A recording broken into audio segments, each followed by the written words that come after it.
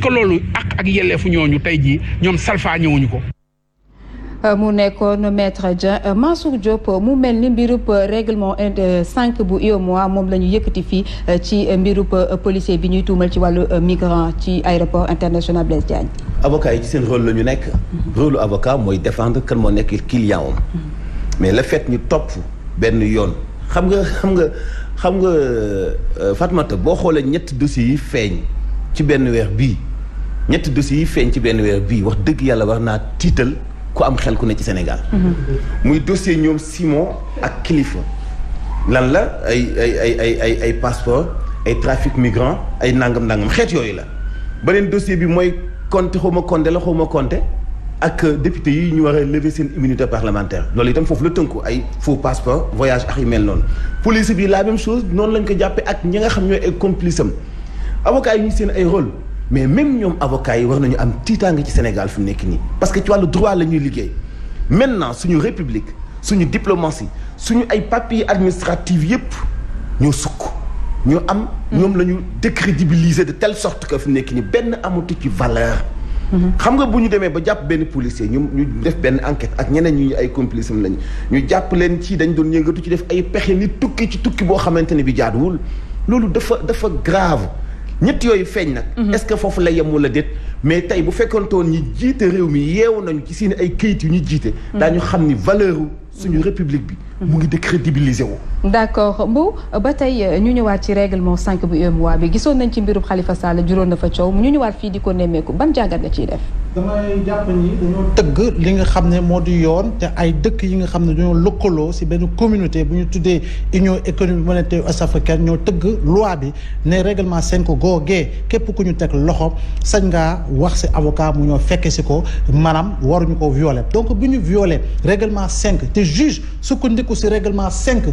UEMOA boobu ba libéré si nit parce que dañoo salfaañe lii nga xam ne moo di àq ak yelleefam defe naa ni dañoo war a respecter li nga xam ne mooy li nga xam ne institution yi ñoo ko tëgg ñun est-ce que dañoo war a xalaataat ngir tëggaat suñuy institution est-ce que dañoo war a xalaataat ngir tëggaat suñu administration def naa ne loolu yëpp buñ ko dëxëñee dañoo nekk dans un espace communautaire même bu ñuy wax ni loi nationale yi mooy ëpp doole loi supranationale yi par rapport ak leen di arranger souvent waaye dañoo jàpp ni lépp li nga xam ne UEMOA tëgg na ko lépp li nga xam ne CEDEAO tëgg na ko à travers sa cour de justice dañoo war a dem dans le sens mën ko respecter parce que loolu mooy ndëggër lay institution waaye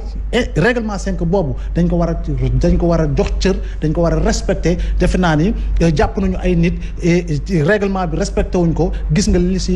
si fekk loolu yëpp dañ ko war a xoolaat bu baax yoon la règlement 5 boobu avocat bi taxaw comme ni ko yoon waxee. Papa Sane ñu ngi ñaawlu publication PV bi ci yenn journal yi mu mel ni lu nu mel yàgg nañ di ko gis ba ci bu Ousmane Sonko aussi ñuy gis PV yi ñu koy faral di publier ndax loolu mën nañ ci topp ki nga xamante ne moo di taskatu xibaar yi. Alors, il y a une chose, Ablaye, tu pourras me confirmer. Il y a 20 ans, dans la presse sénégalaise, dañ doon def les infos sur les faits divers. Mais quoi? Exact. Et ça partait de quoi? Les gens avaient des sources. Selon ma source ou mes sources, selon nos sources. ay wax la woon yooyu am ak nit bi investigation la. bokkul ak procès verbal boo xam ni këyit la bu ñu bind ne waa ji lii la def au détail près. jox la ko yow journaliste bi on a fait le boulot pour toi léegi lu tax loolu di am loolu amutoon dafa am à partir de 2012 ñëw 2021 ku ko amal dafa am ku ko amal lu tax kooku amal ko selon des intérêts regardez tous les procès-verbaux qui sont sortis de 2012 à maintenant yëpp c'est parce que kooku àndul ak ñun procès-verbaux yi am na ñu fi jàpp ci nguur gi ñu bëri mais am na si ñoo xam ne seen ay dossiers détail bi doo ko am da ngay am rek nii et cetera accidentellement mais ñi nga xam ne ils sont contre ils sont pas avec ce pouvoir là seen ay PV bu ñu leen di teg loxo tey boo xefee ci ay minutes wala ca suba sa ñun wax la et souvent malheureusement je le dis à contre-cœur parce que j'aime beaucoup mes amis et mes frères de la presse mais c'est selon des accointances ñi nga xam ne ñoo am link bi ak nguur bi ñooy am PV yooyu léegi ça veut dire que ñun dañoo am benn état boo xam ni wala régime boo xam ni moom position malheureusement de tristesse moo tax ñu koy wax parce que dañu bokkoon si ñi leen doon jàppale mais on se rend compte que benn genre sournoiserie ak benn genre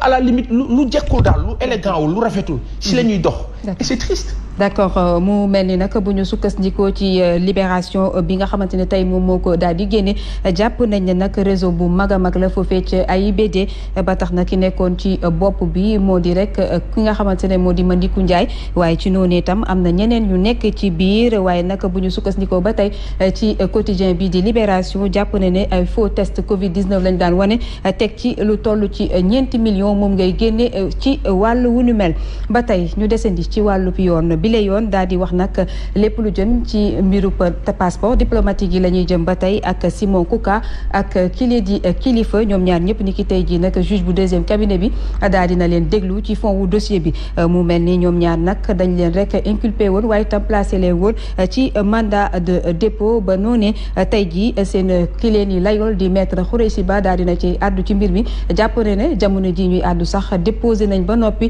li leen di rek lettre boo xamante ne day tax ñu am bàyyi ndégniku ñu teewlu ko ci. nañu tey Kilifeu Simon bi juge bi paree déglu Thierno Diallo bu pare ñoom la déglu su nekk beneen donc occasion comme tey la nga door a déglu ba wax sa xalaat ci dossier bi li ñu leen toppee li ñu leen tuumaale ak li nekk seen doot Kilifeu lañ njëkk déglu wax na li mu waroon wax moom ci boppam wax na li mu waroon wax ñu wane ni li ngeen di reproché maanaam ñu jàlloo ci ñoom dara mu ci expliqué ko léegi juge bi moom moo yore dossier bi ku ci nekk bu pensé li nga wax war na mën am ci am lu leer daal li nga xam ne dama xam dossier bi nu muy demee bon ñun comme première audition la woon te demande de liberté provisoire dafa mel dañ ko def condition pour mën a ñu examiner cette demande donc bu mu paree ñeen nañu si demande bi ñu indaale woon Simon ak pour Kilifeu ñaari demande yëpp déposé nañ leen donc dugg na ci circuit bi nii am nañ yaakaar nag bu yéegee parce que joxe avis ci joxe décision am nañ yaakaar mais mën nañ ci am ndax Abdoulaye Mbow ñoom dugal nañ li nga xamante ne moo di lettre bi ngir ñu am bàyyi ndégniku avocat bi mu ngi koy wax léegi ndax jàpp nga ne lu nu mel dina antu ci ni mu gën a gaawee. waaw xam nga d'abord il faut dire que c'est à l'appréciation du juge. moom mooy xool ndax xam effectivement dina ko maye wala du ko maye. waaye bu ñu ñëwee nag ci observation jàpp naa ni effectivement war nañ mën a may li nga xamoon ni liberté provisoire en attendant la tenue de leur procès. parce que itam boo sukkandikoo ci dossier Bougazelli bi mu nekk mbir bu doy waar dafa obtenir liberté provisoire sur la base de wér-gu-yaram ak déet te Simon am na firnde bu wóor parce que j'étais témoin am na attaque lu ko ëpp tuuti mu ñëw nu melaan fekk ñu fa ñu invité woon ko bu doon wax ni moom sax di koy wax dama rëcc parce que dama defoon début li nga xam ne moo di accident vasculaire cérébral donc bu ko firndelee ci dossier médical bi damay wax ni inventé wu ko te lu am la parce que ju bés boobee bi mu koy wax maa ngi ko fekkee te nopp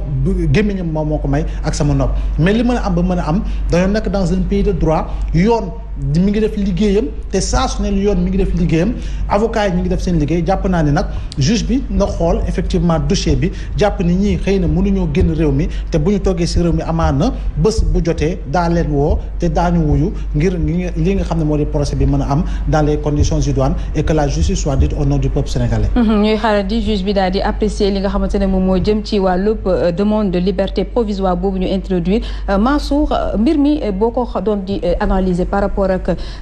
Kilifeu ak Simon seen mbir ni mu gaawee ak bi nga xamante ne moom moo jukkee ci bu député yi. bon xam nañu ni mënu fexe ba génn ci ni am na.